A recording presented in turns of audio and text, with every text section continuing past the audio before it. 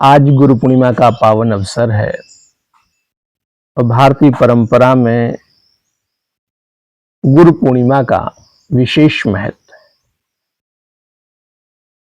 किन कारणों से गुरु का महत्व है, किन कारणों से गुरु का इतना आदर है, यदि हम इस सत्य को थोड़ा ध्यान से देखेंगे तो पाएंगे कि गुरु से हमें जो प्राप्त होता है वो कोई साधारण चीज नहीं होती है। गुरु से हमें अंतिम सत्य, गुरु से हमें पारलौकिक सत्य, गुरु से हमें अपने अस्तित्व के सत्यों का बोध होता है। लोक में हम देखते हैं किसी को पैसा देते हैं, कहीं पढ़ लेते हैं तो वो शिक्षक हमको उस विषय का बोध करा देता है। कहीं कुछ लोग ऐसे होते हैं, उनकी कुछ सेवा कर लेते हैं, कुछ उनको उपहार दे देते हैं या कुछ अनुनय विनय कर लेते हैं तो वे हमारी नौकरी लगवा देते हैं।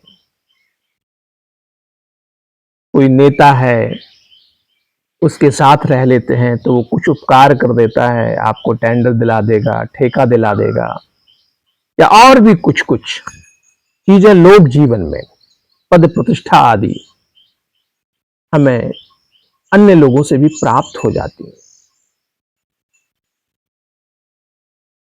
लेकिन गुरु जो है, उसके संबंध में जब कभी बात होती है तो गुरु तो एक अंतिम चीज, जो आपका पथ है, जो आपके जीवन का और जगत का सत्य है, उसका दर्शन कराना गुरु का उद्देश्य होता है। वो ऐसा मार्ग प्रशस्त करता है कि आप अपने जीवन के अंतिम गंतव्य तक, अंतिम उद्देश्य तक निर्बाध रूप से स्वायत्त होकर के, स्वावलंबी होकर के, निर्भ्रांत होकर के, निर्भय होकर के अपने पथ पर विचरण कर सकते हैं, अपने पथ पर चल सकते हैं, अपने गंतव्य को पा सकते हैं। इसी के कारण उस गुरु की गुरुताई है, इसी के कारण उस गुरु की इतनी महिमा है कि गुरु पूर्णिमा हमारे लिए कोई साधारण दिन नहीं है, बल्कि एक उत्सव है। गुरु आपके ज्ञान को जगाने वाला है, आपके विवेक को जागृत करने वाला है, आपको अपने आप से मिला देने वाला है। आपके जीवन के जो तार उस अदृश्य के साथ जुड़े हुए हैं, उनको झंकृत कर देने वाला है और आपके जीवन में एक संगीत, एक राग को पैदा करने वाला है। गुरु वो नहीं है जो आपको अपने ऊपर निर्भर करता है, जो आपको एक डिपेंडेंसी में जीवन भर बनाए रखना चाहता है। गुरु आपको स्वतंत्र करता है। गुरु वो नहीं है कोई जीवन भर जो आपको अपना अनुकरण कराना चाहता है। गुरु वो नहीं है ये सत्य ज्ञान को केवल दूसरों को कहना चाहता है।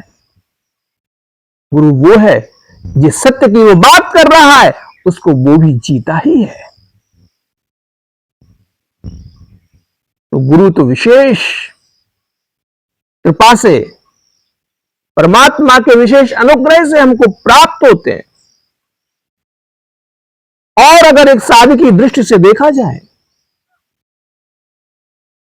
तो गुरु मात्र कोई केवल व्यक्ति नहीं है। जब आपका विवेक जागृत हो जाता है, जब आप सत्य के पथिक होते हैं, तो जो सत्य हमें कहीं से भी प्राप्त होता है, हम उसको स्वीकार करने के लिए तैयार हो जाते हैं। तब हम किसी एक व्यक्ति, एक मत, एक पंथ, एक संप्रदाय, एक संस्था के आग्रह में नहीं रहते हैं, बल्कि हम उस सत्य का अनुकरण करने के लिए, उस सत्य को ग्रहण करने के लिए अपने आप को पूरा खोल देते हैं। सत्य जहां से आता है, सत्य का प्रकाश जहां से भी हमको प्रतीत होता है, हम अपने आप को शरणागत कर देते हैं, हम सरेंडर कर देते हैं उस प्रकाश के सामने, उसको सोखने के लिए, उसको एब्जॉर्ब करने के लिए। तो गुरु उस अदृश्य को मिलाने वाली वो सत्ता है। गुरु जीवन के सत्यों का दर्शन कराने वाली सत्ता है। गुरु आपके विवेक को जागृत कर देने वाली सत्ता है। गुरु आपको स्वयं गुरु बनाने वाली सत्ता है। आपके अंदर का गुरु जागृत हो जाता है, तभी ये बाहरी व्यक्ति, संस्थाएं, शास्त्र, सिद्धांत आपके जीवन में सार्थक हो पाते हैं। यदि आपका विवेक जागृत नहीं है तो कोई सिद्धांत सार्थक नहीं हो सकता। बाहरी गुरु भी आपको एक सीमित दायरे तक शिक्षा दे सकता है। जब हम अपने गुरु को जगा लेते हैं तो फिर हम किसी का अंधानुकरण नहीं करते। अंधानुकरण करने से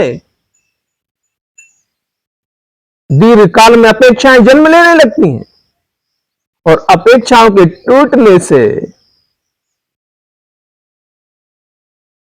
हमें निराशा होती है। हम अपना जीवन से निराशा में, कुंठा में और किसी व्यक्ति के, संस्था के प्रतिवाद में लगा देते हैं और हमारे जीवन की सार्थकता नष्ट हो जाती है। हमें चाहिए कि हम अपनी श्रद्धा को विवेक पूर्वक समर्पित करें। जहां पर अंधश्रद्धा होती है वहां पर विवेक हमारा शुद्ध हो जाता है। हालांकि शब्द का उपयोग सार्थक नहीं है। श्रद्धा का तो अर्थ होता है श्रद्धा, जो सत्य को धारण करता है वही श्रद्धावान होता है।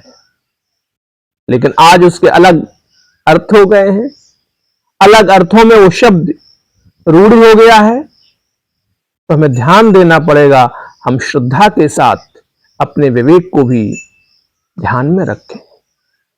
और जब हमारा विवेक जागृत होगा तो हर व्यक्ति, हर परिस्थिति, हर पीड़ा, हर मौन, हर उपेक्षा, हर अपमान, हर दर्द, हर अभाव आपका गुरु बन जाएगा, आपके मार्गदर्शन का माध्यम बन जाएगा, आपके जीवन की समझ को विकसित करने का माध्यम बन जाएगा। इस पावन अवसर पर जिन लोगों ने हमारे जीवन में किसी भी अंश में कोई सहयोग किया है वे हमारे गुरु ही हैं। तो उन सभी दिव्यात्माओं को और उस अदृश्य सत्ता को जो पल पल हमको मार्गदर्शन कर रही है, इस गुरु पूर्णिमा के अवसर पर सबको हम विनम्र प्रणाम करते हैं और साधना पथ के सभी साथियों को बहुत बहुत साधुवाद देते हैं और परमात्मा से प्रार्थना करते हैं कि सभी के अंदर का गुरु स्वयं जागृत हो